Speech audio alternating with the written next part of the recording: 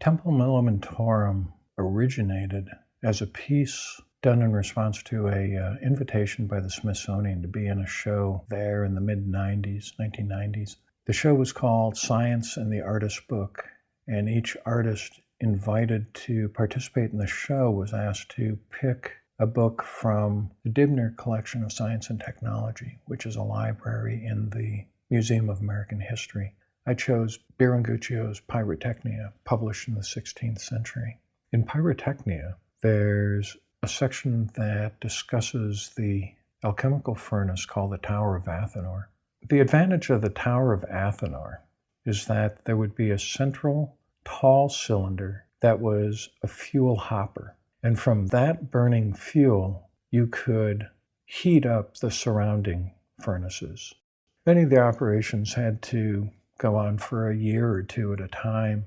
Athenor, or Athenor, translates as undying. I created a wooden crate, but it was meant to look like a shipping crate delivering an artifact to the museum for exhibition.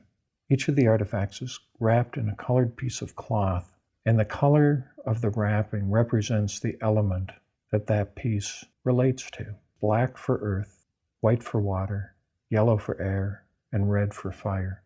As you take pieces out of the box and unwrap them, you can create the sculpture by putting them in place on the base. Each one of those parts relates to one of the elements. So within each cylinder, there's a book that carries the voice of that element. Each of the elements is represented by a different metal. Lead represents Earth and is the metal associated with Saturn.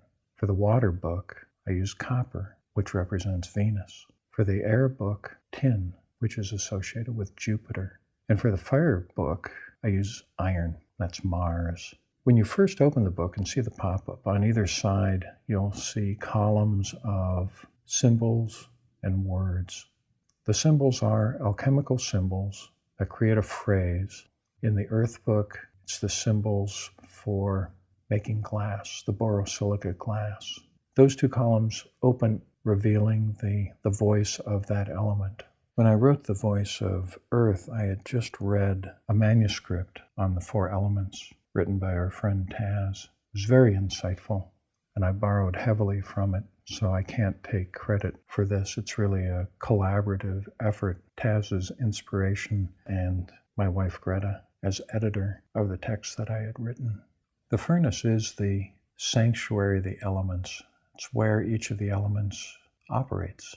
So I wanted to give the name Sanctuary of the Elements to this piece and asked a friend to translate that into Latin for me. And he said, Templum Elementorum. So that became the name. Templum Elementorum is Sanctuary of the Elements.